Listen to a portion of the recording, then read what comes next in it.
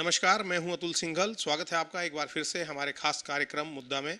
दोस्तों, 5 अगस्त को भगवान श्री राम के मंदिर का भूमि पूजन हुआ है। 9 तारीख को विश्व मूल निवासी दिवस है। खास बात यह है कि इस भूमि पूजन के लिए देश के अलग अलग राज्यों से, गांवों से और ग्रामवासी मिट्टी लेकर आए थे। क्या है भगवान श्री राम का इन गांव वासियों से, वनवासियों से रिश्ता और कैसा ये रिश्ता है, इन मुद्दों पर चर्चा करने के लिए हमारे साथ मौजूद हैं प्रोफेसर विवेकानंद, जो श्यामलाल कॉलेज के अंदर सहायक प्रोफेसर हैं। विवेकानंद जी, स्वागत है आपका कार्यक्रम में। जी, और आपका सबसे पहले हमारा सवाल आपसे ये, दूर दूर से मिट्टी लेकर आए लोग, बड़ी उनकी भावनाएं जुड़ी हैं भगवान श्री राम से, किस तरीके से देखते हैं आप इनको? ओके। नमस्कार अतुल जी, आपके दर्शकों को भी नमस्कार। मैं चूंकि गढ़चिरौली जिले से आता हूं, जो जनजाति बहुल इलाका है, माडिया गोंड नाम की कम्युनिटी होती है, और इतने दूर दराज के इलाके में भी जब लोग मिलते हैं तो राम राम कह करके वो स्वागत करते हैं। इससे पता चलता है कि भगवान श्री राम और जनजातियों का कितना अटूट रिश्ता रहा है। अब वर्तमान परिस्थितियों में भी अगर हम देखते हैं तो 5 अगस्त को प्रभु श्री रामचंद्र जी के जन्मभूमि के पुनर्निर्माण के जो शुभारंभ का कार्यक्रम हुआ था, उसमें भी महाराष्ट्र के गोंदिया जिले के कचरागढ़ नाम की जगह या टंटा भील की जो जन्मस्थली है मध्य प्रदेश में, वहाँ, या राम रेखा धाम झारखंड से, यहाँ से भी मिट्टी लाई गई थी। मुझे लगता है कि इस मंदिर के पुनर्निर्माण में भी वो जो अटूट रिश्ता है वो वहाँ पर प्रकट होता है। जी, हमने तो ये हमेशा से देखा है कि राम राम से शुरुआत होती है दिन की और राम राम पे ही अंत होता है, मतलब पूरे उसमें राम राम बसा है। जी बिल्कुल। अभी यहाँ पर शहरों में हमने गुड मॉर्निंग, गुड इवनिंग और इस प्रकार की जो बातें कहना शुरू कर दिया था। गांव में राम राम ही कहते हैं। वो जन्म से राम राम की शुरुआत होती है और मृत्यु तक राम राम चलता रहता है। और अगर हम पौराणिक दृष्टिकोण से भी अगर हम देखें तो हमारे रामायण में, हमारे महाभारत में बहुत सारे जो ऐसे उदाहरण आते हैं। प्रायः हम रामायण की जब बात कर रहे हैं तो भगवान श्री राम माता शबरी के प्रेम से दिए हुए बेर खाते हैं, निषाद राज से दोस्ती करते हैं, वाली सुग्रीव जैसे दोस्त उनके होते हैं जो उनके रावण के साथ युद्ध में बड़ी महत्वपूर्ण भूमिका निभाते हैं। तो इससे पता चलता है कि हमेशा ही यहाँ पर जनजाति समाज, जो हम कहते हैं कि नगरवासी, ग्रामवासी, वनवासी, हम सब भारतवासी। मैं कुछ पंक्तियां आपको कहूंगा। हरिजन गिरिजन वासी वन के, नगर ग्राम सब साथ चले, ऊंच नीच का भाव मिटाकर समता के सद्भाव फले। ऊपर दिखते भेद भले हो, जैसे वन में फूल फूल खिले, रंग बिरंगी मुस्कानों में जीवन रस पर एक मिले, संजीविनी रस अमृत पीकर मृत्युंजय हम हिंदू है, संस्कृति सबकी एक चिरंतन, खून रगों में हिंदू है। तो ये चिरंतन संस्कृति का ही हम शहरवासी, नगरवासी, ग्रामवासी या वनवासी हो, इसी चिरंतन संस्कृति का हम हिस्सा है। बहुत खूबसूरत आपने पंक्तियां कहीं। क्या भगवान रामचंद्र जी की ये दूरगामी सोच थी कि 14 वर्ष उन्होंने वनवास जाना स्वीकार किया, और उनको कहीं ना कहीं ये लगता होगा कि जितने ग्रामवासी हैं, जितने जनजातीय लोग हैं, उन सबको इकट्ठा किया जाए भारत को एक सूत्र में पिरोने के लिए?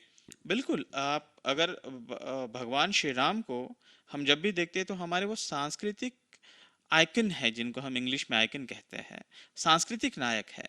वे शिक्षा ग्रहण करने के बाद जब भारत में आते हैं तो उनको एक दिन पहले कहा जाता है कि कल राज्याभिषेक होने वाला है, दूसरे दिन सुबह उठकर उनको कहा जाता है कि वनवास में जाना है। तो वो ना समस्याओं से ना डगमगाए और बड़े आनंद से होकर के वो सारी चीजें भूल भी नहीं जाते हैं। जितनी भी समस्याएं हो, आनंद हो, अप्स या डाउन जिसे इंग्लिश में कहते हैं, वो धैर्य के साथ वो स्वीकार करते हैं।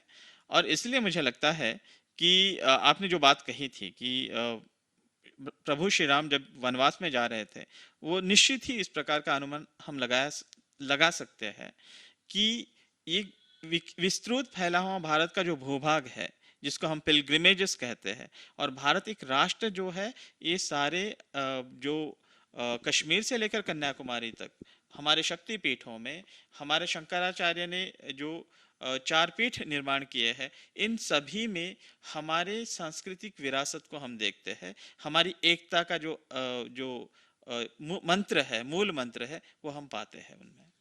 विवेकानंद जी, जो वानर शब्द का इस्तेमाल होता है बार बार रामायण में, आपको क्या लगता है कि बाली और सुग्रीव की आपने बात की, हनुमान जी की बात की, वानर का क्या अर्थ माना जाए? क्या वास्तव में जनजातीय लोग थे?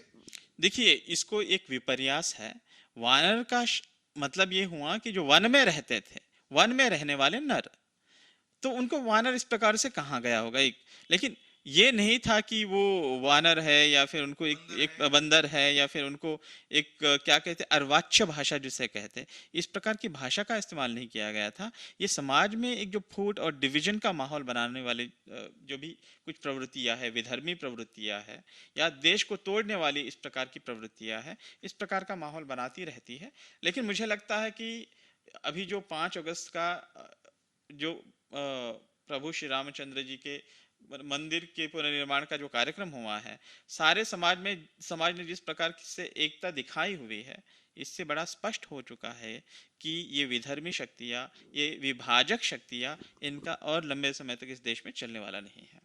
आखिरी सवाल, जो हम 9 अगस्त की बात करते हैं, विश्व मूल निवासी दिवस, क्या वो भी आप यही मानेंगे कि एक तरीके से भारत में जबरदस्ती खाई पैदा करने की कोशिश की जा रही है उसको?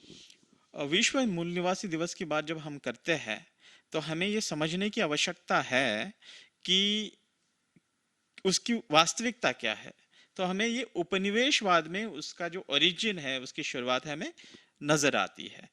ये इंडस्ट्रियल रेवोल्यूशन होने के बाद यूरोप में जिस प्रकार से ये लोग साउथ अमेरिका में, नॉर्थ अमेरिका में, आज के जो लैटिन अमेरिका है और जो यूनाइटेड स्टेट्स का एरिया है, ऑस्ट्रेलिया है और एशिया के भी कुछ हिस्से में, वो वहां पर आकर के वहां के जो मूल निवासी थे, अबॉरिजिनल्स जिनको इंग्लिश में कहते हैं, उनका नरसंहार, वांशिक नरसंहार, एथनिक क्लिनजिंग जिसे इंग्लिश में कहते हैं, वो एथनिक क्लिनजिंग उन लोगों ने की।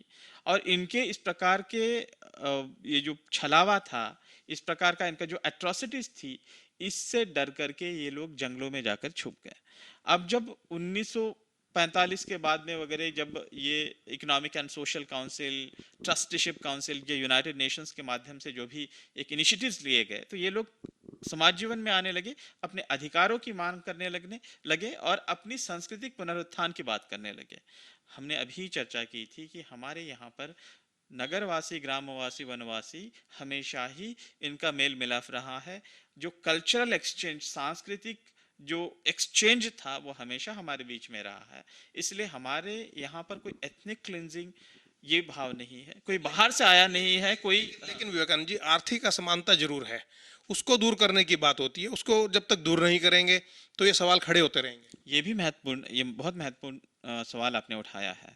ये आर्थिक असमानता की बात, इस आर्थिक पिछड़ापन कैसे आया, इसका अगर हम देखते हैं, इसका अगर थोड़ा इतिहास अगर हम खंगालने की कोशिश करेंगे, तो हमें पता चलेगा कि जो मोगल्स या इस्लामिक अग्रेशंस भारत में हुए हैं, उसके बाद में ब्रिटिशों के आने के बाद में ये जनजाति समुदाय के लोगों का आर्थिक पिछड़ापन, उनका सामाजिक पिछड़ापन और ज्यादा बढ़ गया।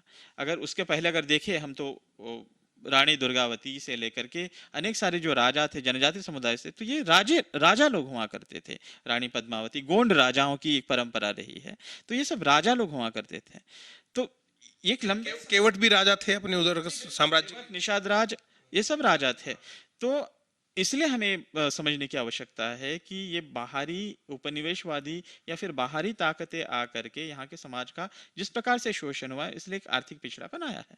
भारतीय स्वतंत्रता के बाद हमें इस प्रकार के और पॉलिसीज बना करके, इस प्रकार के नीति निर्धारक तत्वों को बना करके, जो कॉन्स्टिट्यूशन में जो भी मेंशन किया गया है, उनको और ज्यादा क्या कहते हैं सब्सटैंटिव ढंग से उनका इम्प्लीमेंटेशन करने की आवश्यकता थी। जैसे 2006 का फॉरेस्ट पर जो उनकी वन जमीनों पर अधिकार देने का राइट्स हुआ, या पेसा जो panchayat extension to scheduled areas act है 1996 का एक्ट हुआ, इस प्रकार के एक्ट्स को लेटर एंड स्पिरिट में इम्प्लीमेंट करके जिस समुदाय तक हम पहुंचे नहीं है, वहां तक पहुंचने की आवश्यकता जरूर है। उनकी शिक्षा, उनकी स्वास्थ्य, उनका आर्थिक विकास, उनकी उन्नति, ये सारी चीजें करने की आवश्यकता हमें जरूर है। कुछ हद तक स्वतंत्रता के बाद ये करने में हम नाकामयाब रहे हैं, इस बात को हमें स्वीकार करना ही पड़ेगा। पर इसका मतलब ये नहीं कि यहाँ पर विदेशी या अमेरिका में या लैटिन अमेरिका में या ऑस्ट्रेलिया में जिस प्रकार से वहाँ पे एथनिक क्लिनजिंग हुई है, वांशिक नरसंहार हुआ है, उनका जिस प्रकार से शोषण हुआ है, वो शोषण भारत में नहीं हुआ। लेकिन हमें ये भी समझने की आवश्यकता है, कुछ विधर्मी और कुछ विभाजनकारी ताकतें इस देश की जो है, इस समाज का दुर्बलता का फायदा उठा करके, उनकी अज्ञानता का फायदा उठा करके इस राष्ट्र की एकता और एकात्मता को दुभंगित करना चाहती है, तोड़ना चाहते हैं। ऐसे लोगों से बच करके रहने की हमें आवश्यकता है। इसी के साथ में अंत में एक बात मैं कह दूं बस, कि ये जो विश्व मूल निवासी दिवस जो है, उसकी कोई प्रासंगिकता भारत में बनती नहीं है। कुल मिलाकर बात यह है कि ये जो जनजातीय लोग हैं, वनवासी लोग हैं, ये अपनी सीमा के प्रहरी हैं और उनका एक आर्थिक उत्थान होना चाहिए। सरकार को ऐसी नीतियां बनानी चाहिए कि वो समाज की मुख्य धारा में आ सकें। जहां रहते हैं वहां पर उनको विकसित करना चाहिए। भगवान श्री राम ने इसी सोच के साथ 14 वर्ष वनों में बिताए, क्योंकि उस वक्त इतिहासकार ये कहते हैं कि श्रीलंका, जो पड़ोसी देश का राजा था रावण, वो हिंदुस्तान के कुछ भूभाग पर कब्जा करना चाहता था। उसके गुप्तचर इतिहासकारों के मुताबिक जो खर दूषण जैसे लोग थे वो यहाँ पर लगातार आते थे, आक्रमण करते थे। इसलिए भगवान श्री राम ने सभी इन प्रहरियों को इकट्ठा किया, इनके अंदर उत्साह का संचार किया और भारत को एक सूत्र में पिरोने का काम किया।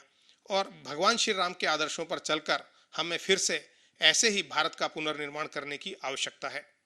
कार्यक्रम मुद्दा में आज इतना ही। कार्यक्रम में अगले फिर आपसे मुलाकात करेंगे। तब तक के लिए दीजिएगा इजाजत। नमस्कार।